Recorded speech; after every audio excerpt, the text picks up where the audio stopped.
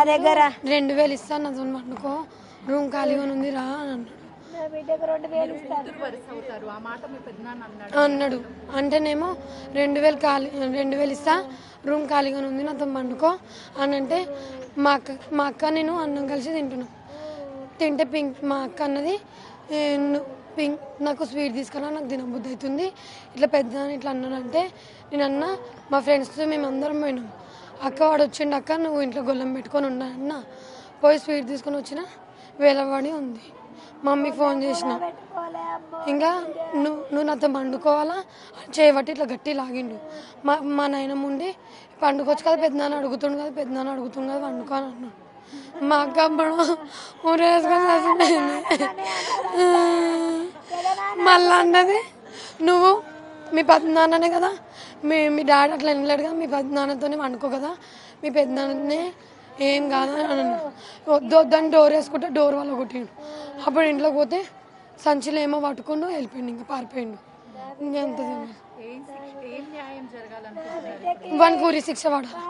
మా అక్కకి అదే, మా అక్క కూడా అంటది వానికి ఉరి శిక్ష పడితేనే, అందుకే మాకు ఇప్పుడు సూసైడ్ చేసుకుంది. వానికి ఉరి శిక్ష పడాలని లెటర్ రాసింది, అందుకే మనకు ఉరి శిక్ష పడాలని నేను కోరుకుంటున్నాను. రాసింది నిజమే. ఏమైంది, నేను మీ డాడీని చంపిన, మీరంతా నాకు మిమ్మల్ని కూడా చంపేస్తా అని మా అక్క ముంగట జుప్పిప్పి ఇంకో దాని దగ్గర వండుకొని చేయలాగింది.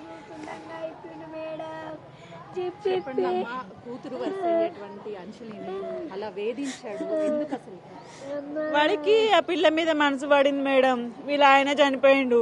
చనిపోయిన తర్వాత వీళ్ళకి ఇల్లు ఖాళీ చేయమన్నారు, వీళ్ళు ఖాళీ చేయలేదు. వాళ్ళ భార్య కూడా వెళ్ళిపోయింది. ఫస్ట్ వాళ్ళ పెద్ద పాపని పాడు చేయడానికి పోయిండు. వాడు సొంత కూతుర్నే పాడు చేయడానికి వెళ్తే వాళ్ళ భార్య పిల్లల్ని తీసుకొని వెళ్ళిపోయింది. తర్వాత ఇక వీళ్ళ ఆయన చనిపోయిన నుంచి ఈ పిల్లని వేధిస్తున్నాడు. రా పడుకో అని 10 సార్లు మేము పోలీస్ స్టేషన్ పోయినాం, కంప్లైంట్ ఇచ్చినాం, ఎవరు పట్టించుకోలేదు. అయితే ఈసారి ఈమె లేదంట, నిన్న పనికి వెళ్ళిందంట. పనికి వెళ్ళిన టైంలో చూసి బాత్రూమ్కి వెళ్ళిందంట, వీడియోలు తీసిండంట. ఇవి బయట పెడతాను నేను, మీరు రాకపోతే పడుకోకపోతే బయట పెడతా అని చెప్పేసి అంటే ఆమె ఏడ్చి వీళ్ళకి చెప్పిందంట. చెప్తే ఈమెను ఎక్కడికో బయటకు పంపించి ఆమె ఊరేసేసుకుంది మేడం.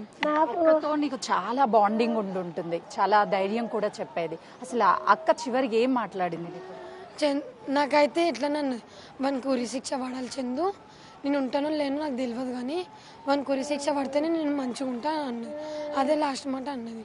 మమ్మీతో కూడా ఫోన్ చేసి మాట్లాడింది, మమ్మీ వానికి ఉరి శిక్ష పడాలా అంటే మనం వెళ్ళిపోదు మీ నుంచే, నాకు ఎందుకు ఉండబుద్ధి అవుతుంది అనేది లాస్ట్కి చచ్చిపోయింది.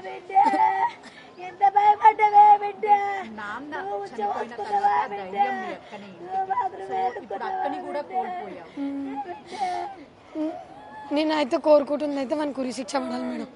ఆడు నన్ను కూడా రమ్మని అన్నాడు. వద్దు పెద్దనాన్న, నేను నీ కూతురులకు అయితే నీ కూతుర్లో కూడా నేనే ఉంటా కదా అన్నా. మా అక్కని రా చేయబట్టి రా అని లాగి పెట్టిండు.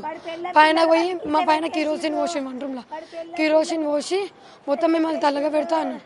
వీడియోలు తీసిండు, వీడియోలు తీసి రా నువ్వు రాకపోతే ఇప్పుడు అన్నీ పోస్ట్ పెట్టేస్తా ఇన్స్టాగ్రామ్లో యూట్యూబ్లో అవన్నీ పెడతా అంటే నేను రాను పెద్దనాన్న అన్నది ఊరేసుకొని చచ్చిపోయినా.